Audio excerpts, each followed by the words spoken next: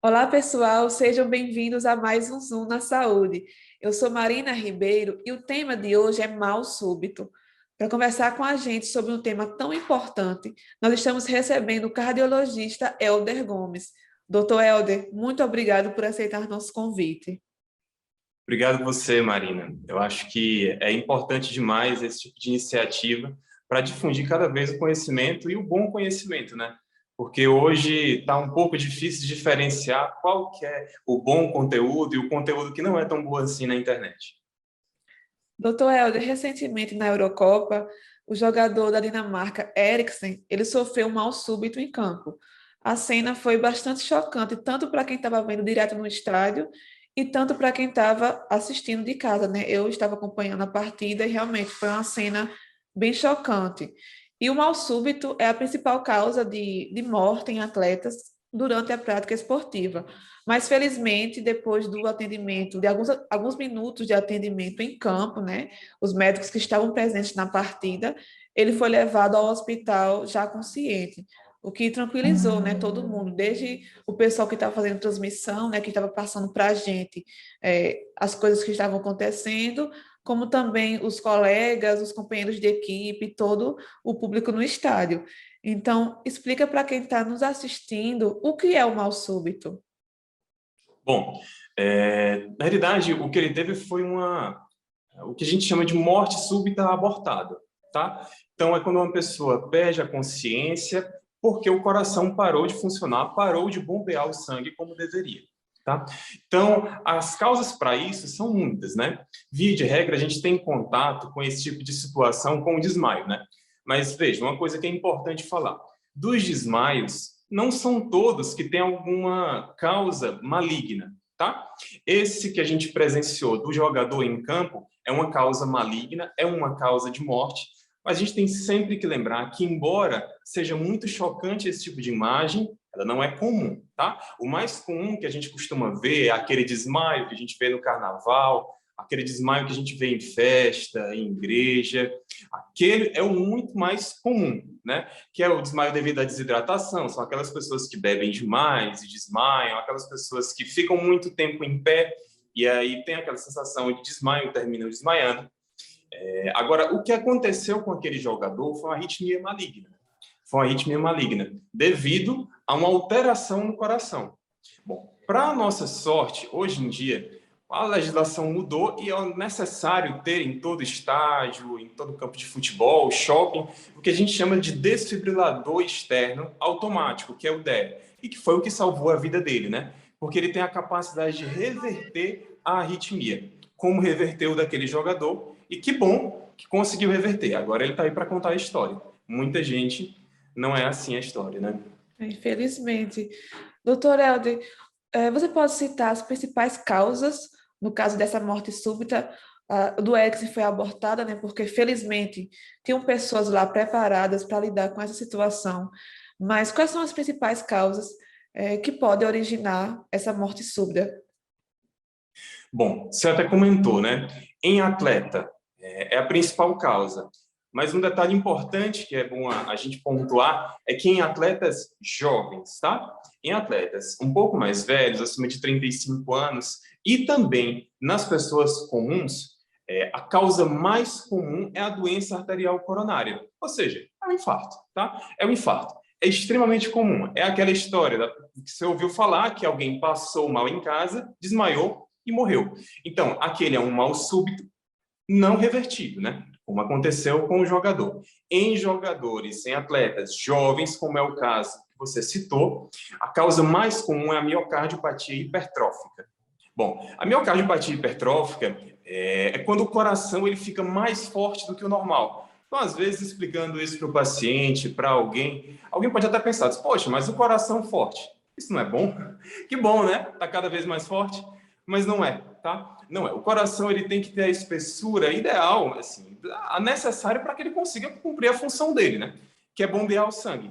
Nesse caso em específico, como o músculo estava muito hipertrofiado, ou seja, muito grosso, isso termina sendo uma fonte de arritmia.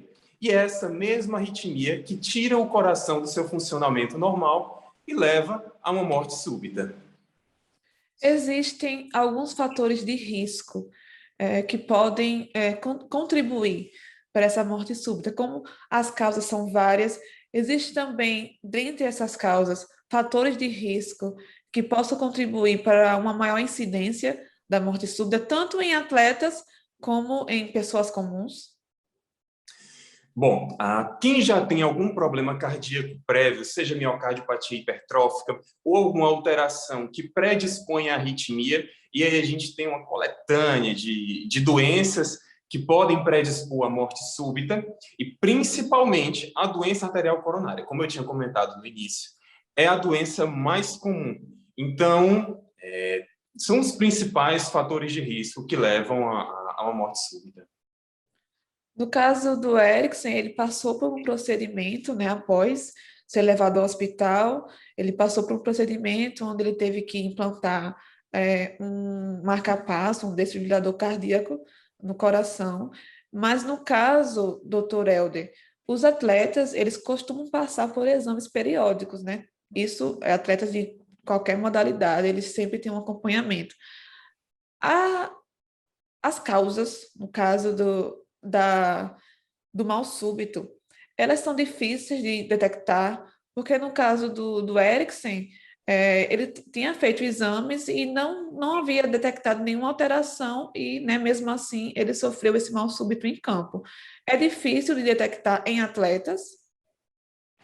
Na realidade, especificamente do caso do Eriksen, eu acho que isso é importante a gente pontuar, porque todo caso, nem 100% das coisas são divulgadas, né? Até por uma questão de sigilo médico.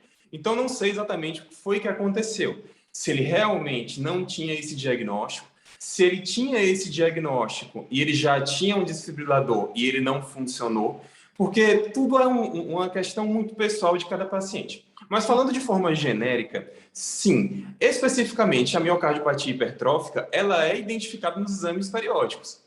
Tanto o eletrocardiograma, que é aquele exame que a gente coloca uns eletrodos no tórax e aí faz o exame, pode dar um certo sinal de que aquela doença existe. E a confirmação ou o descarte da doença é feito por um exame chamado eletrocardiograma.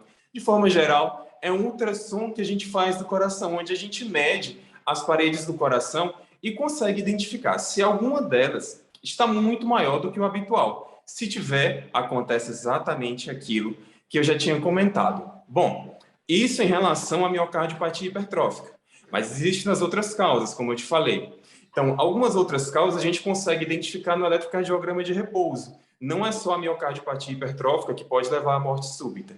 E em relação à doença coronária, que é aquela doença que leva ao infarto, a gente consegue identificar isso no teste ergométrico, cintilografia. A gente pede uma série de exames quando o paciente deseja fazer alguma atividade física, e esse cuidado é um pouco mais redobrado quando a pessoa passa dos 50 anos, dos 60 anos, ou quando tem alguma queixa. Se existe alguma queixa, a gente recomenda muito que não inicie, não continue, se for o caso, as atividades físicas, se não tiver uma avaliação de um cardiologista, ou pelo menos de um médico de confiança.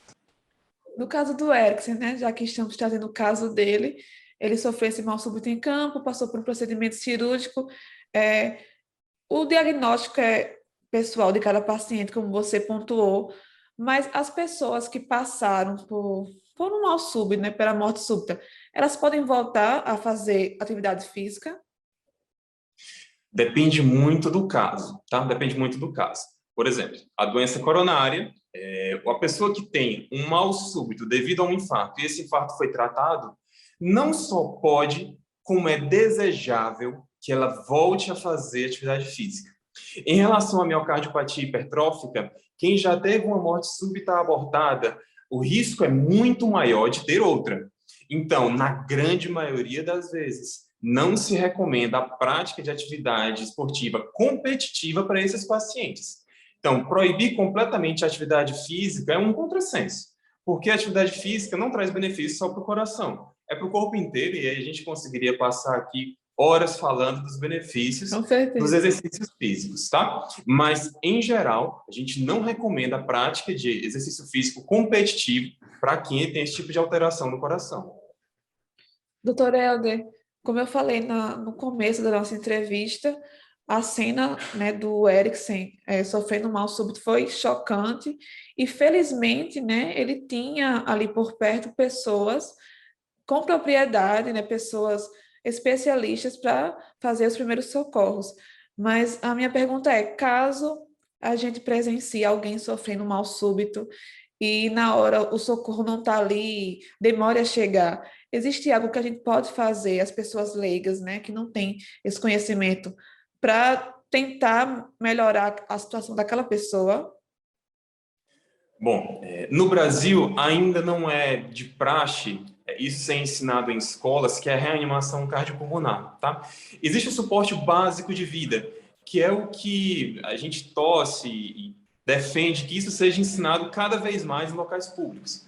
Porque que é aquela massagem que a gente vê, tá? A massagem cardíaca feita de uma forma leiga, digamos assim.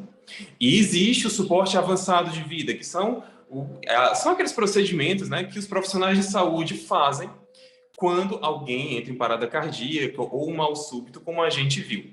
Então, entendo esse conhecimento do suporte básico de vida, fazer todas aquelas manobras, tá? É difícil de explicar em uma entrevista como fazer isso, mas entendo acesso a esse tipo de conhecimento, sim. Primeiro passo, sempre chamar ajuda, tá? Então, liga para o SAMU e então inicia as manobras de reanimação, caso você tenha esse conhecimento.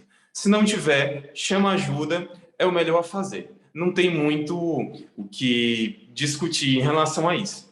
No caso de ter acesso a um desfibrilador externo automático, que é o DEA, que hoje está disponível em shoppings, enfim, nos estádios, em aeroportos, é quase autoexplicativo. O aparelho vai dizendo o que fazer e você faz. Se for alguma arritmia passível de tratamento por aquele equipamento, ele vai tratar e vai acontecer exatamente o que aconteceu com o Eriksen. Que bom, né, que hoje em dia já existem aparelhos, já existem procedimentos que ajudam a salvar vidas, né? No caso do Eriksen, a rapidez do atendimento foi essencial para que o caso dele houvesse um final feliz. Doutor Helder, muito obrigada pela sua entrevista. Foi um prazer tê-lo aqui no Zona Saúde para falar de um tema tão importante como eu falei, que essa informação pode ajudar a salvar muitas vidas. Muito obrigada. Nada, é sempre importante difundir esse tipo de conhecimento. Espero ter colaborado. Até Com mais. certeza.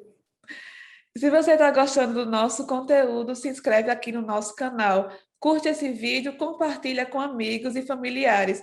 Eu te espero no próximo Zoom. Até lá.